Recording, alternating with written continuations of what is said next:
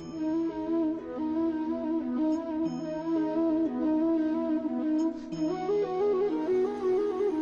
नमो भगवते वासुदेवाय।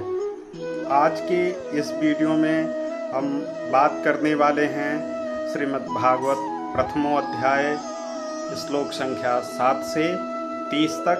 तो आइए शुरू करते हैं इस पतित पावनी श्री कृष्ण गुणानुवाद कथा को, जिससे कि समस्त परलोकों का और इहलोक परलोक सबका कल्याण होता है। हमारे इस वीडियो को लाइक करें, शेयर करें, कमेंट करें और श्रीमद् भागवत कथा चैनल को सब्सक्राइब कर लें। ऑल नोटिफिकेशन को सिलेक्ट कर दें, जिससे कि श्रीमद् भागवत कथा आगे सभी वीडियो आपको प्राप्त होते रहें। बहुत बहुत धन्यवाद। श्री कृष्ण राधा कृष्णाभ्याम नमः।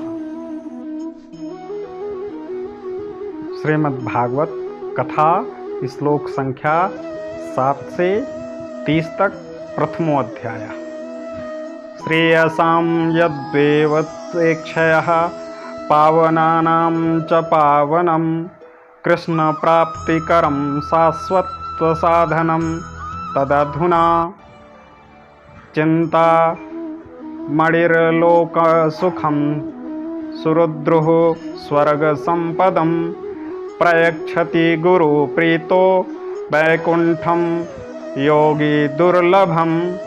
सूत उवाच प्रीतिः सौनक चित्ते ते हतो वाच्म विचार्य च सर्वसिद्धान्त निष्पन्नं संसार भय नाशनम् भक्त्यार्धवर्धनं यच्च कृष्ण संतोष हेतुकं तदहं ते अभिधास्यामि सावधानतया शृणु।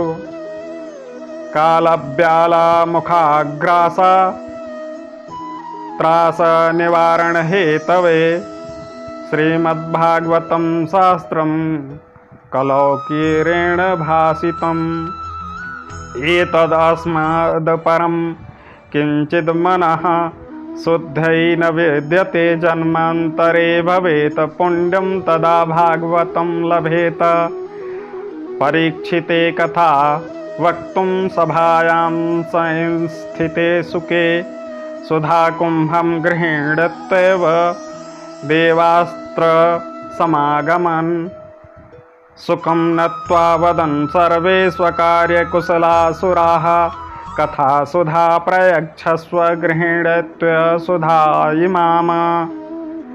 एवं विनिमये जाते सुधाराज्ञा प्रपीयतां प्रपश्यामो वयं सर्वे श्रीमद्भागवतमृतं। क्वा सुधा क्वा कथा लोके क्वा कचः क्वा मणिर्महान् ब्रह्मरातो वृचारेव तदा देवाञ्जहासः अभक्ताञ्च विज्ञाय न ददौ सा कथामृतं। श्रीमद्भागवती वार्ता सुराणामपि दुर्लभः राज्ञो मोक्षाणं तथा वीक्ष्य पुराधातामपि विस्मितः सत्यलोके तुलां बद्ध्वा तोलयत्य साधन्यन्यजा लघोन्यानि जातानि गौरवेण इदं महत्।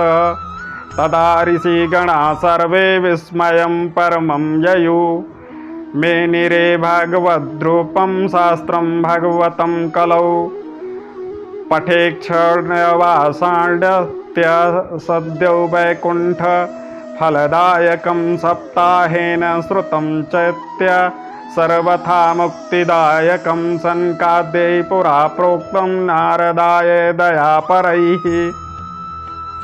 यद्यमपि ब्रह्मसम्बन्धा त्रक्षेमे ततसुर ऋषिणा सप्ताह श्रवणविधि कुमारस्तस्य भासिताः।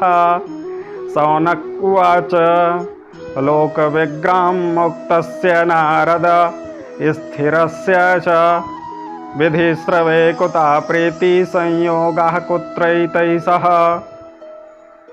सूत उवाच अत्र ते कीर्तिष्यामि भक्तयुक्तं कथानकं सुखेन मम यप्रोक्तं रह शिष्यं विचार्य च एकदा हि विशालाक्षं चत्वार ऋषयो अमलाः सतसङ्गर्थ समायता ददर्श सूत्रस्त्र नारदम्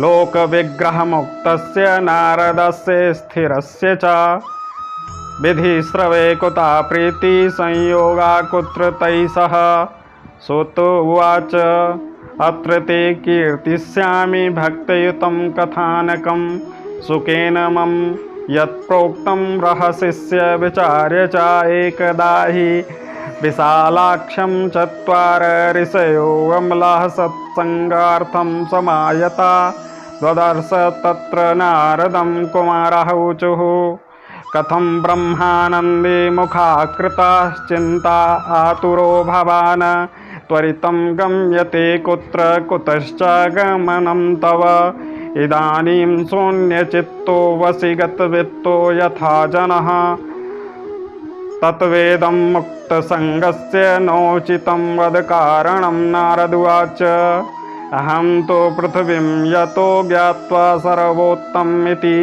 पुष्करं च प्रयागं च काशी गोदावरी तथा हरिक्षेत्रं कुरुक्षेत्रं श्रीरङ्गसेतुबन्धनम्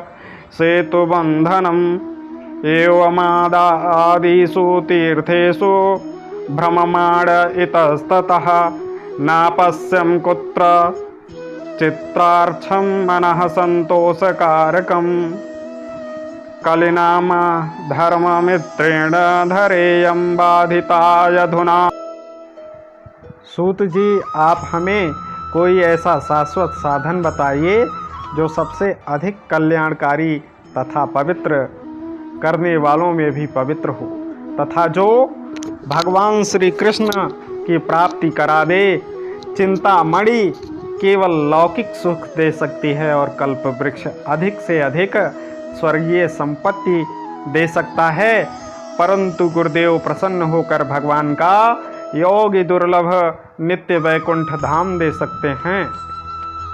सूत जी ने कहा, सौनक जी, तुम्हारे हृदय में भगवान का प्रेम है, इसलिए मैं विचार कर तुम्हें संपूर्ण सिद्धांतों का निष्कर्ष सुनाता हूँ, जो जन्म मृत्यु के भय का नाश कर देता है, जो भक्ति के प्रवाह को बढ़ाता है और भगवान श्री कृष्ण की प्रसन्नता का प्रधान कारण है।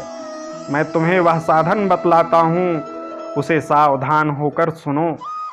श्री सुखदेव जी ने कलयुग में जीवों के काल रूपी सर्प के मुख का ग्रास होने के त्रास का अत्यांतिक नाश करने के लिए श्रीमद्भागवत शास्त्र का प्रवचन किया है। मन की शुद्धि के लिए इससे बढ़कर कोई साधन नहीं है। जब मनुष्य जन्म जन्मांतर का पुण्य उदय होता है, तभी उसे इस भागवत शास्त्र की प्राप्ति होती है। जब सुखदेव जी राजा परीक्षित को यह कथा सुनाने के लिए सभा में विराजमान हुए, तब देवता लोग उनके पास अमृत का कलश लेकर आए। देवता अपना काम बनाने में बड़े कुशल होते हैं, अतः यहाँ भी सबने श्री सुखदेव मुनि को बड़े कुशल होते हैं। सुखदेव मुनि को नमस्कार करके कहा, आप यह अमृत लेकर बदले में हमें कथा अमृत दान दीजिए।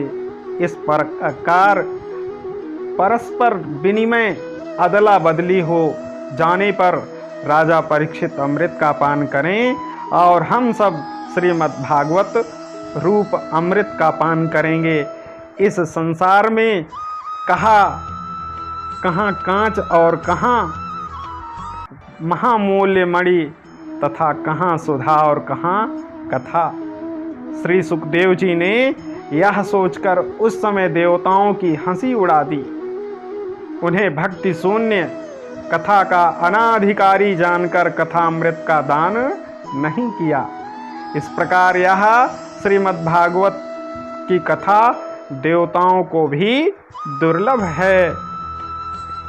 पूर्व काल में श्रीमद् भागवत के श्रवण से ही राजा परीक्षित की मुक्ति देखकर ब्रह्मा जी को भी बड़ा आश्चर्य हुआ था। उन्होंने सत्यलोक में तराजू बांधकर सब साधनों को तौला, अन्य सभी साधन तौलने में हल्के पड़ गए। अपने महत्व के कारण भागवत ही सबसे भारी रहा, यह देखकर सभी ऋषियों को बड़ा विस्मय हुआ। उन्होंने कलयुग में इस भागवत ध्रुव भागवत शास्त्र को ही पढ़ने सुनने से तत्काल मोक्ष देने वाला निश्चय किया। सप्ताह विधि से श्रवण करने पर यह निश्चय भक्ति प्रदान करता है। पूर्व काल में इसे दयापरायण सनकादि ने देवर्षि नारद को सुनाया था। यद्यपि देवर्षि ने पहले ब्रह्मा जी के मुख से इसे श्रवण कर लिया था, तथापि सप्ताह श्रवण की विधि तो उन्हें सनकादि ने ही बताई थी। सौनक जी ने पूछा, सांसारिक प्रपंच से मुक्त एवं विचरणशील नारद जी का सनकादि के साथ संयोग कहाँ हुआ और विधि विधान के श्रवण में उनकी प्रीति कैसे हुई? सूत जी ने कहा, अब मैं तुम्हें वह भक्तिपूर्ण कथानक सुनाता हूँ जो श्री सुखदेव जी ने मुझे अपना अनन्य से जानकर एकांत में सुनाया था। एक दिन विशालापुरी में वह चारों निर्मल ऋषि सत्संग के लिए वहाँ उन्होंने नारद जी को देखा। सूत जी ने कहा, अब मैं तुम्हें वह भक्तिपूर्ण कथानक सुनाता हूँ। विशालापुरी में वह चारों निर्मल ऋषि सत्संग के लिए आए। वहाँ उन्होंने नारद जी को देखा। सनकादि ने पूछा, ब्राह्मण, आपका मुख उदास क्यों हो रहा है? आप चिंतातुर कैसे हैं? इतनी जल्दी आप कहाँ जा रहे हैं और आपका आगमन कहाँ से हो रहा है? इस समय तो आप उस पुरुष के समान व्याकुल जान पड़ते हैं जिसका सारा धन लुट गया हो। आप जैसे आसक्ति रहित पुरुष के लिए यह उचित नहीं है। इसका कारण बताइए। नारद जी ने कहा, मैं सर्वोत्तम लोक समझकर पृथ्वी में आया था। यहाँ पुष्कर, प्रयाग, काशी, गोदावरी, नासिक, हरिद्वार, कुरुक्षेत्र, श्रीरंग और सेतुबंधन आदि कई तीर्थों में मैं इधर उधर विचरता रहा, किंतु मुझे कहीं भी मन को संतोष देने वाली शांति नहीं मिली। इस समय अधर्म के सहायक कलि युग ने सारी पृथ्वी को पीड़ित कर रखा है।